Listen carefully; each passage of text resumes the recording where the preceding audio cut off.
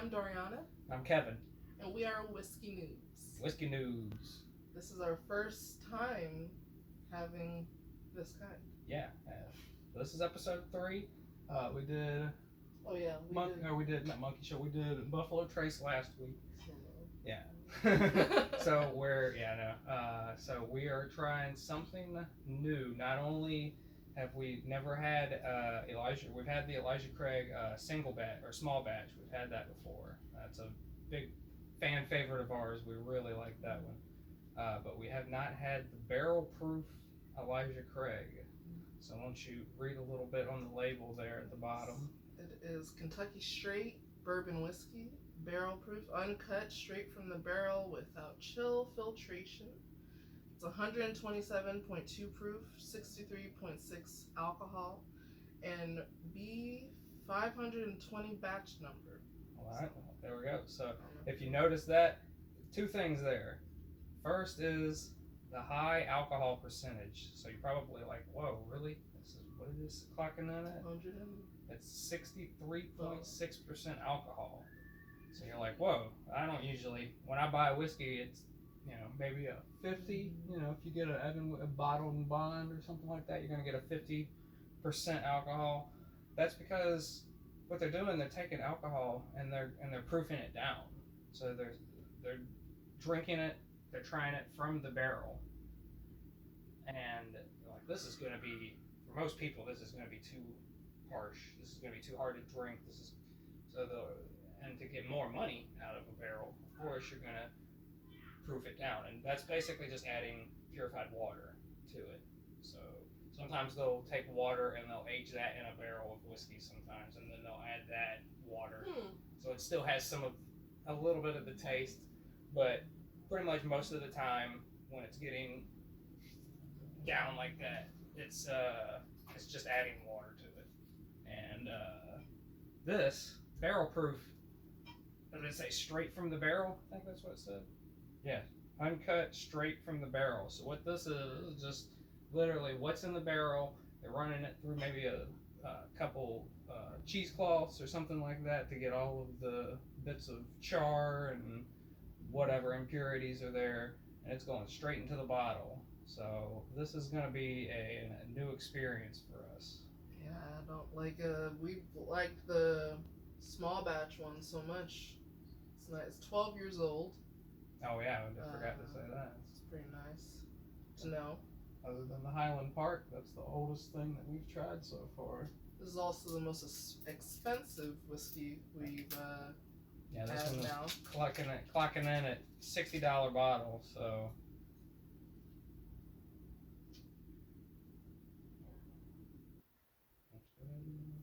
Gotta smell everything first.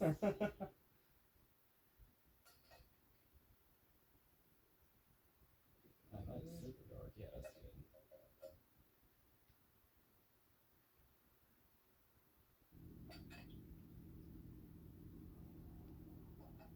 A little more, but that's fine. That's I'll forgive you. Man, that is just super amber. That's like a lot more color than anyone we've had. Right? That is the darkest. Yeah, that is the darkest amber. What's the color of that? It's clear. It's super clear. Yeah. I'm thinking of something maybe. Bottle. Maybe like Knob Creek or something like. But yeah, I don't know. This is the darkest. All right. That's very nice smell. Wow. It's Whoa. I don't know. It's hard to describe right off the bat. That is intense. Yeah. Ooh. It really gets in your nose. There's almost a flowery smell that's hitting me. Under smoke. Yeah, maybe that might be the barrel char. Very rich. This is a sipping one for sure. Most people say this is sometimes hard to get down. Yeah, I feel that. This would be good with ice, in my opinion. It would help with the sting. Oh my god. But it's really flavorful. That's the first one that's made my throat kind of go, Whoa, there's so much there. Oh my god. I can feel it moving down. I took the babyest sip too. I took a very small sip and I can still feel it going down. Oh man, it's like somebody took some kind of caramel mash, like they made like it's got peppers in it, or not peppers, but like some spiciness, caramel, and then they run. Oh man, You know, like chai some tea. fruit or something in Yeah, there. chai tea when it gets Yeah. really spicy. And then they just pasted it all in the mouth, so it's all down here. I know you don't like tamarind flavor very much, right? But you remember that? But I know I get totally what you're talking about. This is a very like if you like Mexican candy that has tamarind all over it, this might be your thing. That is its own beast right there. Yeah, That is. Like hickory smoke, wood chips. I think it's taking my voice out a little bit. Yeah, some hickory. Because you gotta really like we said, we have not had anything. I might have had Everclear one time in a shot or something. This might be one of the highest percentages of alcohol that I've ever had. Well, at I've one had time. moonshine, so it doesn't get But much. did you have that mixed with anything, or were you just just by itself? Yeah. Well, the thing is too, people make moonshine taste like nothing. I mean, it tastes like ethanol, but it tastes like blueberries and ethanol. Most of the time, people want blueberries, but this tastes like a lot of things wrapped up in one, almost like a marshmallow flavor smelling. It's like really sweet, but it's really I was gonna say sticky, Ooh. but also it's really thick. I can feel the viscosity of it. Like Santori, if you're talking one of the thinnest, it's Santori whiskey. Like the liquid is so thin, it's almost like water. I would say Jameson would be thicker or thinner. Really? Yeah, it's Okay. definitely thinner. I feel like I don't remember the thinnest thing. I don't remember the Jameson texture, but this is definitely like a lot of texture in this. It's easier the second time. Yeah, my palate is more ready for it, but the first time it's like, what are you doing to me? I'm feeling a little peaches in there too. I can't taste a specific fruit. It's fruity, and it's so overwhelming. Yeah. But it's got this. It tastes a lot like when you drink soda, and that thickness that's left behind sometimes. Yeah, like if you went to a soda shop and they like just mixed it there, this would be like that for alcohol. Special very whiskey straw. Very that's our thing right there. Whiskey straw. Oh, we have to animate it next time. Oh no, I'm not gonna do that. That's what you gotta do. Got the water. Oh shit. Oh. Should have a bloopers episode. Water everywhere. Whole episode. Poor book.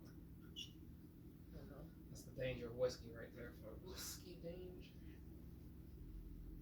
Alright. Whiskey straw failed us for once, but hey, don't blame the straw, man. yeah, it took some of the alcohol sting out of it. Yeah, now it's on the level of something. One drop of water will probably only bring the percent down to something like this, probably into the upper 50s, something like that. So it's still extremely strong. But, yeah. Mix it in a little bit. You know, I definitely get more of like the fruit, like the vines that it grows on, or something like that. It's funny when I take a smaller sip, it's much spicier. So where is chlorophyll? The smell you get from the plant matter? Chlorophyll does have a algae smell, I guess, like the seaweed smell. But yeah, I guess you like mentioned briny with what was it? I know with Ardbeg. You said it had a briny smell, and I guess that's coming in here a little bit too. I don't know if I'm getting that at all. Ooh, if you like alcohol with cheese, I feel like this. Oh yeah, no, anything meaty or like a pork roast or ribs or something. You want something a little harsh to go with it. This is a really intense one. This is strong because it's gonna take me a while to get I down. already feel a little buzzy from it, and actually, I don't feel like I'm buzzed at all. But I have a little higher tolerance. But if you listen to the way I'm talking, I feel like it's because it's burned my tongue a little bit. It is very alcohol strong. So this one is definitely one that you just don't. I couldn't imagine taking a full shot of this. That would be super overwhelming to your system. But to sip it, and this is also definitely not one that you would. I think I would take more than one shot of. Have like one small glass of like this a night, just because it's so overwhelming that you're not gonna be able. I'd have to wait before drinking anything because you're not gonna probably taste much of this afterwards. This is just so strong. Yeah, it's sitting in my stomach pretty rough, and I've only had a few sips. Oh yeah, so we're gonna take the small break here to thank all of our subscribers and people that have commented and watched the video. Just want to thank you taking the time out of your day to watch us. I haven't even read my info yet here. But it's nice having everyone just come and see what's going on. If you make it this far in the video, God bless you. Thank you. Yeah. And I'm sorry for the people that I say, hey, have you watched it yet? But we're just trying to get the word out. We're not trying to be a pest. We're just trying to be a nosy name. So again, this is Elijah Craig, and you may be wondering, hey, where does the name Elijah Craig come from? Well, he was a Baptist preacher. Oh, of course. Born in 1738. Oh, wow. Yeah, so he waited a while. So, but he didn't found his first distillery until 1789. So that's like 60 years later. Well, so he was 59. like 60. Yeah, he was like. So he had to have been an accomplished preacher. Wow. He's like, what do I want to do with my time? I'm gonna make whiskey. Alright, well our video got cut off, so I'm going to go ahead and go back to where we were at. We actually finished it all the way, but alright. Technical difficulties. Take two, you know what I mean? Alright, anyway, this, so he was founded, I said the preacher part. So he actually, bottles? Alright, he founded his distillery in 1989. No, 1789. Everyone's like, whoa. Yeah, really? Whoa, time jump. Not that fast. And then he's claimed to be the first to char the inside of his oak casks during the aging process, but that's highly debated whether or not he did that or not. And I remember pointing out that the flavor, like, is one of our favorites out of all of them that taste that flavor.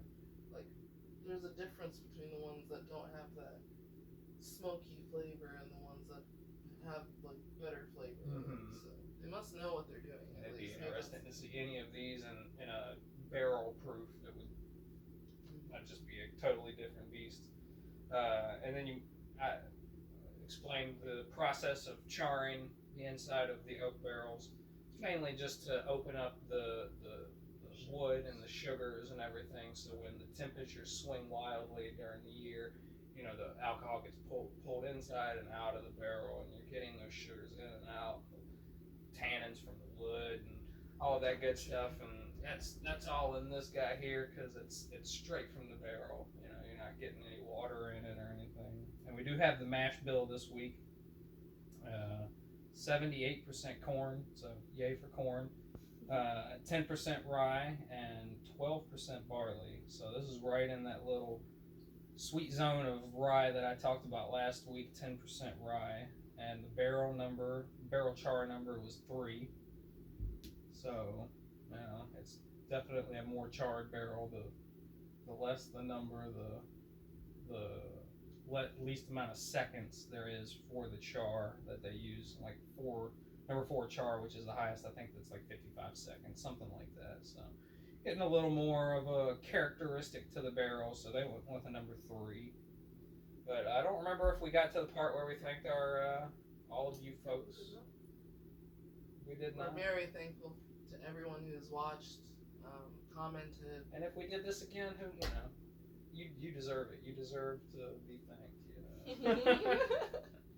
As you can see, maybe you can't, but if you can tell, this is definitely affected both of us by now. It's definitely a little stronger. So It's had time to really like sink in. You wanna plan accordingly with a barrel proof. This isn't something that you're gonna do 2 or 3 shots of, because if you do that's gonna be your night right there. Unless you got a pretty good alcohol tolerance. But even then, you know, your liver's gonna get tired. You know. Oh yeah, you're gonna wake up and you're just gonna be grabbing your side. Yeah. But that's all I've got on the paper. And before we get another phone call and it destroys our video, it's okay. Let it go. Let it go. But remember, cheers to you folks, and love yourself.